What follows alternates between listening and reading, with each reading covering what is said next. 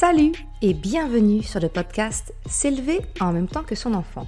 Je suis Maude, coach certifié chez Mercredi, mais surtout maman de 3 enfants.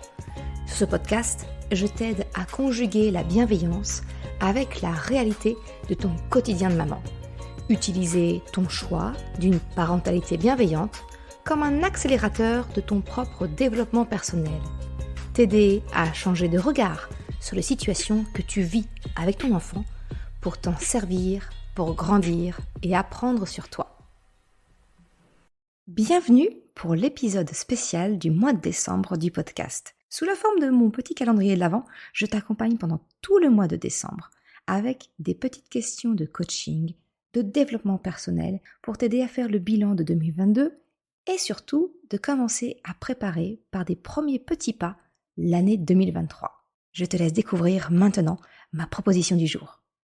Hello! Alors ça y est, on y est, c'est la fin de l'année, la fin de nos rendez-vous quotidiens sur le podcast. Alors, pour terminer en beauté, j'aimerais te proposer d'apprendre à exprimer clairement tes buts, tes objectifs, à la veille des résolutions de la nouvelle année. J'aimerais que tu prennes un instant pour réfléchir à ton objectif de vie.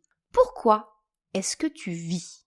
Qu'est-ce qui compte réellement pour toi? Prends ce temps, écris-le, mais en respectant 3 règles. La première, c'est de tourner tes phrases de manière positive. Tu le sais, il n'y a pas que le cerveau de ton enfant qui ne perçoit pas la négation. C'est également vrai avec le nôtre. Alors veille à formuler tes phrases de manière positive, en évitant les négations. Décris ce que tu veux, et non pas ce que tu ne veux pas. Ensuite, en deuxième règle, c'est que ton objectif doit être précis et clair. Pas quelque chose général du style « je veux être heureuse en famille ». Ça, c'est beaucoup trop vague.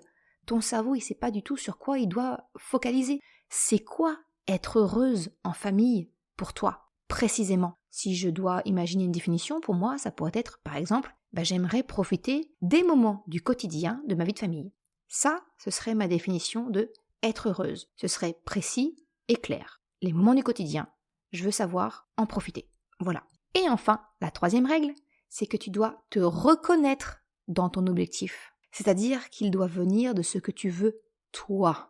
Pas de ce que tu penses que les autres attendent de toi, ni de ce qui serait socialement acceptable. Non. Parce que sans quoi, tu ne seras absolument pas aligné avec ton objectif. Alors, prends le temps, change les mots, jusqu'à trouver ceux qui ont du sens à tes yeux. Cela pourra te servir peut-être même de mantra pour l'année à venir.